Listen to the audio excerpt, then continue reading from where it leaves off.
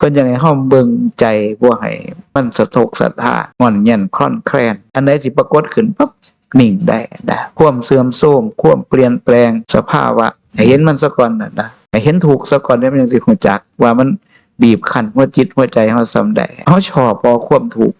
บ่ได้ทุกข์จากการบ่มีเงินบ่ได้ทุกข์จากมีเงินมากบ่ได้ทุกข์จากบ่มีงานทำแต่ว่าทุกข์กับจิตใจเฮาไปเกี่ยวของกับทุกส่วนในร่างกายบ่เป็นของเฮานะเมื่อเป็นของเฮาบาดมันก็แพร่ซ่านอานุภาพออกไปรอบข้างก็เป็นคนของเฮาเบิดเป็นสมบัติของเฮาเบิดญาติพี่น้องก็เป็นสมบัติของเฮาสมบัติสิ่งของวัตถุก็เป็นสมบัติของเฮาเพราะมันมีเฮาอยู่ในหันได้เด้แบ่งสรรปันส่วนที่เป็นเหตุขึ้นมาใจพิจารณาเบิ่งโอ้มันแม่นความพระพุทธเจ้ามันสอนเด้อเพิ่นบ่ได้สอนไปไกลผู้มื้อคนมันหลงไปไกลแฮะคันให้ทานก็บ่จักสิเอามาแก้หม้องใด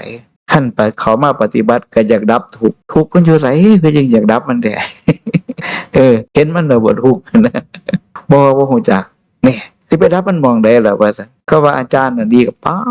อยากไปอยู่นำเพิ่นอยากไปดับทุกข์นะเป็นม้าขี่เลื่อนพุทธเข้าบ้านเพิ่นนั่นพุทธเข้าเฮือนเพิ่นนี่มันก็พลอยไปโทษน้ำสถานที่บ้านเฮือนที่เขาไปลบอยู่นั่นว่าเป็นพ่อบ้านหลังนี้เฮาจึงคั่นตามเนื้อตามตัวอยู่บ่ได้แล้วหนีออกไปสุดท้ายแล่นตอกซอก